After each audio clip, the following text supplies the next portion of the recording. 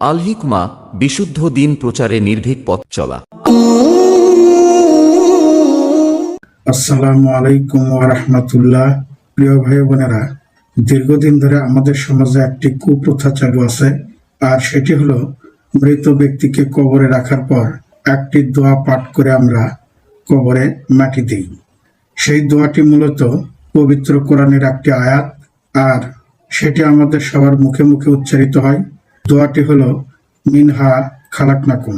আজকে আমরা জানব কবরে মাটি দেওয়ার এই দোয়াটি প্রসঙ্গে এটি আসলেই সহিহ হাদিস সম্মত কোনো দোয়া কিনা এবং এটি পাঠ করা যাবে কিনা। এই বিষয়ে প্রথমে আমরা আলোচনা শুনব মুফতি নাসিরউদ্দিন চাঁদপুরীর কাছ থেকে। তো চলুন শুরু করা যাক। এক ভাই প্রশ্ন করেছেন, কবরে মাটি দেওয়ার সময় মিনহা খলাকনাকুম দোয়াটি পড়া যাবে কি না। কেউ কেউ বলছেন এ দোয়াটি পড়া নাকি হারাম ও শিরক। এ সম্পর্কে সঠিক ফতোয়া কি? দেখুন, মুসনাদে আহমদের 22,187 নম্বর হাদিস, মুস্তাদরাক হাকিমের 3433 নম্বর হাদিস এবং আসনানুল কুবরালিল বাইহাকির 6973 নম্বর হাদিসে সাহাবি আবু উমামা বাহিলি রাদিয়াল্লাহু তাআলা আনহু থেকে বর্ণিত আছে, রসুলুল্লাহ সাল্লাল্লাহু আলাইহি ওয়াসাল্লামের কন্যা উম্মে কুলসুম রাদিয়াল্লাহু আনহাকে যখন কবরে রাখা হয়েছিল, তখন রসুলুল্লাহ সাল্লাল্লাহু আলাইহি ওয়াসাল্লাম এই দোয়াটা পড়েছিলেন, মিনহা খলাকনাকুম ওয়া ফিহা নুঈদুকুম ওয়া মিনহা নুখরিজুকুম তারাতান উখরা। অতএব মাইয়িতকে দাফন করার সময় এই দোয়াটা পড়া মুস্তাহাব, এটাই সঠিক কথা। যারা বর্তমান যুগে বলছেন যে দোয়াটা পড়া হারাম এবং শিরিক, তারা ভুল কথা বলছেন, তাদের কাছে কোনো দলিল নেই। প্রিয় ভাই বোনেরা, এতক্ষণ আপনারা মুফতি নাসিরউদ্দিন চাঁদপুরীর বক্তব্য শুনলেন। তিনি কয়েকটি হাদিস গ্রন্থের উদ্ধৃতি দিয়ে দাবি করলেন যে এই দোয়াটি পাঠ করা মুস্তাহাব। এটি মূলত আমাদের দেশের হানাফি মাযহাবের অনুসারীদের আমল। এখন আমরা জানব এই হাদিসটির প্রকৃত অবস্থা কি এবং এটির উপর আমল করা যাবে কিনা।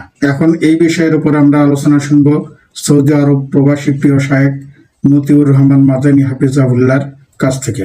তো চলুন শুরু করা যাক। এই দোয়া পড়া, এটি কোরআনে কারীমের সূরা তাহার একটি আয়াত।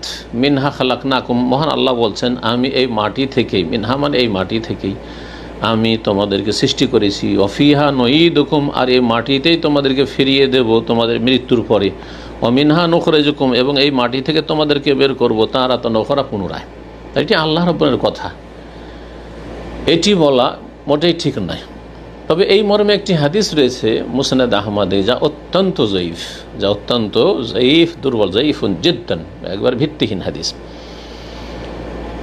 সেই হাদিসের ভিত্তিতে হানাফি সমাজে এই প্রচলন আছে। আর তাতে কি রয়েছে যে আপনি 3 অঞ্জলি মাটি দেবেন। প্রথমবারে বলবেন মিনহা খালাকনাকুম, দ্বিতীয়বার যখন দেবেন মাটি তখন বলবেন অফিহা নুঈদুকুম, তৃতীয়বার অমিনহা নুখরিজুকুম তারাতান উখরা। এই হাদিস যেহেতু ভিত্তিহীন, সুতরাং এই আমলটিও ভিত্তিহীন। এই আমল জায়েজ নয় করা, এই আমল জায়েজ নয় করা, বিদআত। আর তারপরে যে কথাটি বলেছেন যে একজন থেকে শুনেছি এটা পড়া নাকি ছোট শিরক হবে, মানে এটা পড়ে কেউ যদি এই ভিত্তিহীন হাদিস বা এই যে আমল পরম্পরা পেয়েছে তাদের সমাজে, ওই আমল যদি করে ফেলে তো এটা ছোট শিরক হবে না, শিরক হবে না, এটা বাড়াবাড়ি কথা, শিরক হবে না। কারণ সে এই উদ্দেশ্যে বলছে না যে আমি সৃষ্টি করেছি আর আমি ফিরিয়ে দিচ্ছি, আল্লাহ রাব্বুলের কথা যেন নকল করছে সে। তো যাই হোক, এটা পড়া যেমন বেদাত, তেমনি এটা কেউ যদি করে তো সেটাকে ছোট শিরক বলা, এটিও হচ্ছে কঠোরতা, চরমপন্থা। এইরকম কথা আমাদের দেশের মানুষরা অনেকেই না বুঝে বলে থাকে। আল্লাহ রাব্বুল আলামিন যেন মধ্যম পন্থা অবলম্বনের তৌফিক দান করেন, আর সঠিক দিন ইসলাম, কোরআন সুন্নাহকে আঁকড়ে ধরাই হচ্ছে মধ্যম পন্থা। প্রিয় ভাই বোনেরা, এতক্ষণ আপনারা প্রিয় শায়েখ মতিউর রহমান মাদানী হাফিজাহুল্লাহর বক্তব্য শুনলেন। শায়েখের বক্তব্যে আমরা পরিষ্কার জানতে পারলাম যে বহুল প্রচলিত উপরোক্ত হাদিসটি জয়ীফ। এই হাদিসটির কোনো ভিত্তি নেই। সুতরাং জাল ও জয়ীফ হাদিসের উপর আমল করা কোনো ব্যক্তির জন্য জায়েজ নেই। নিঃসন্দেহে এটি একটি বেদআত কর্ম। সুতরাং মহান আল্লাহ তাআলা আমাদের সবাইকে সহিহ হাদিসের উপর আমল করার তৌফিক দান করুন। ওমা তৌফিকি ইল্লা বিল্লাহ। প্রিয় ভাই বোনেরা, ভালো লাগলে চ্যানেলটি সাবস্ক্রাইব করুন, একটি লাইক ও একটি কমেন্টস করে পাশেই থাকুন এবং ভিডিওটি শেয়ার করে অন্যদের দেখার সুযোগ দিন।